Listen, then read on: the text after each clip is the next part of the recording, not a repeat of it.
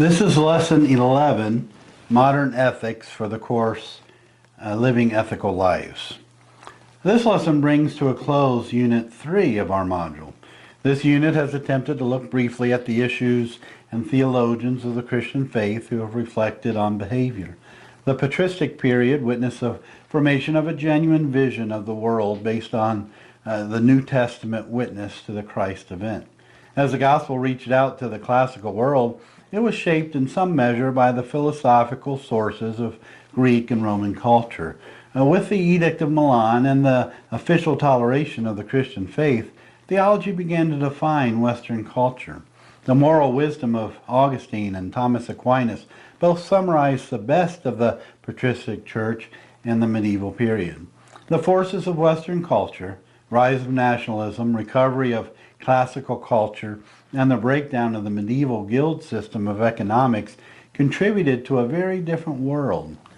The Reformation changed the course of Christian theology and ethics.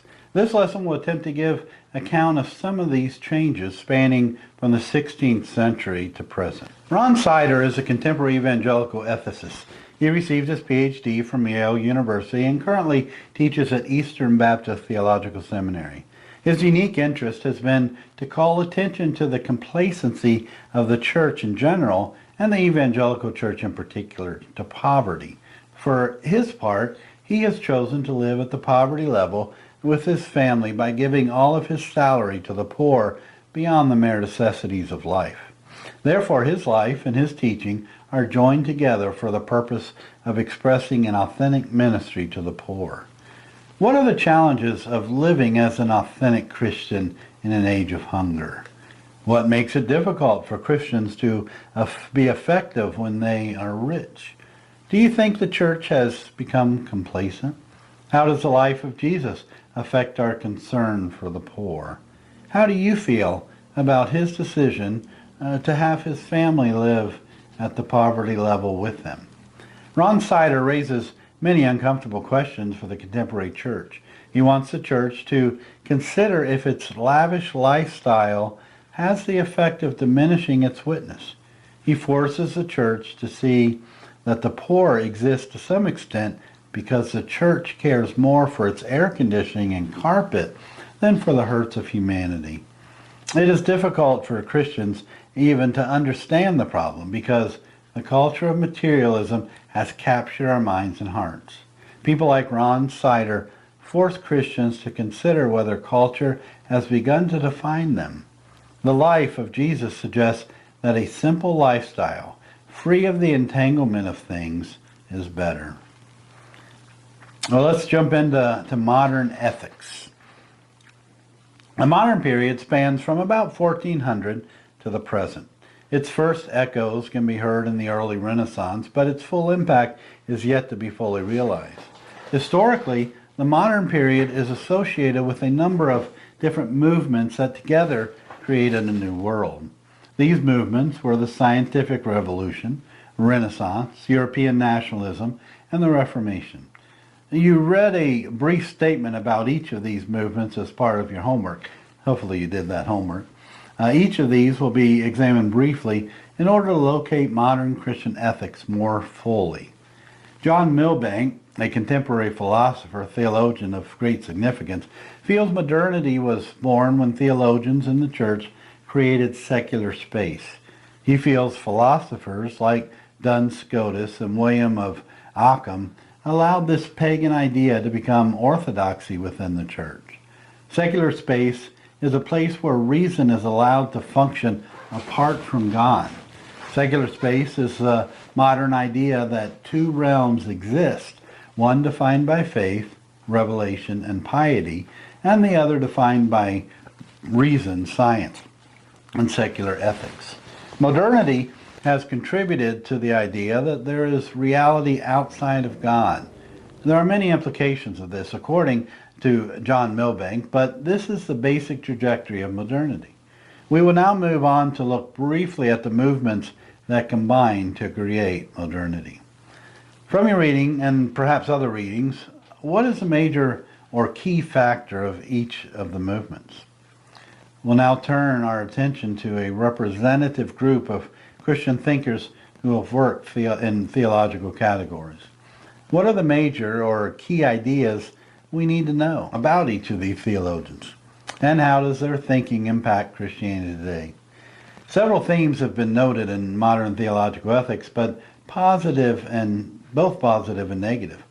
The positive points include modern theological ethics illustrate the continuing importance of Scripture for moral reflection.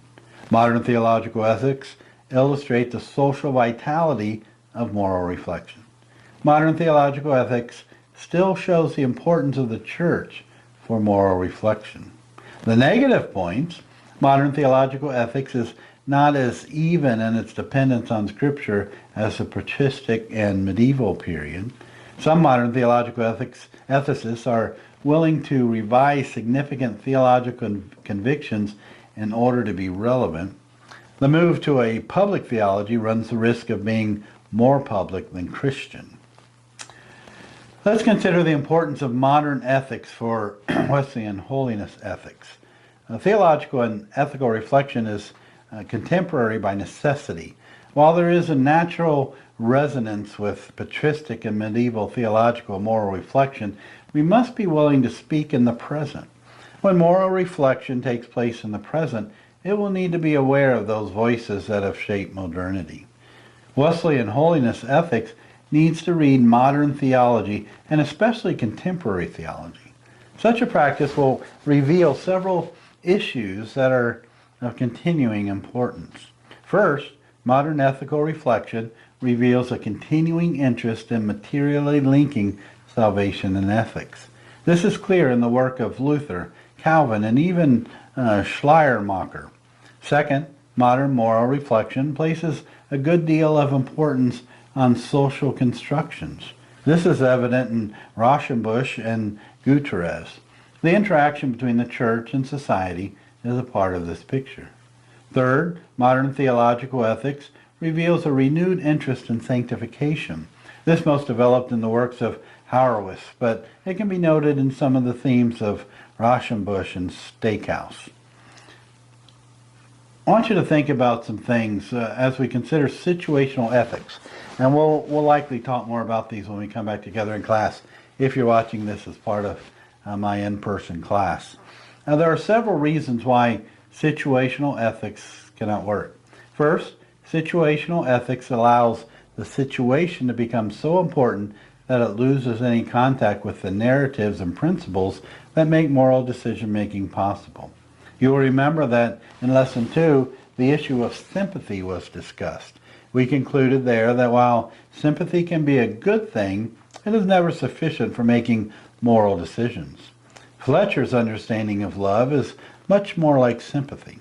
Second, situational ethics gives no Christian content to love.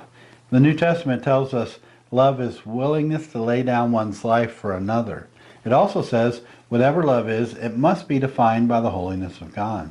Therefore, using love as the norm for moral decision-making, as Fletcher does, empties its meaning of any real association with Christianity. Third, Fletcher's definition of love as the only norm is disconnected from any Christian narrative that might help to inform it. Without the Christian faith, which names the God of Israel and the church, there is no possibility that love will be sufficient. Some might suggest that Christian ethics are by their very nature situational. Such a comment misses the point. All moral decision-making is situational, whether Christian or non-Christian. The question is not the situation, but what is brought to the situation.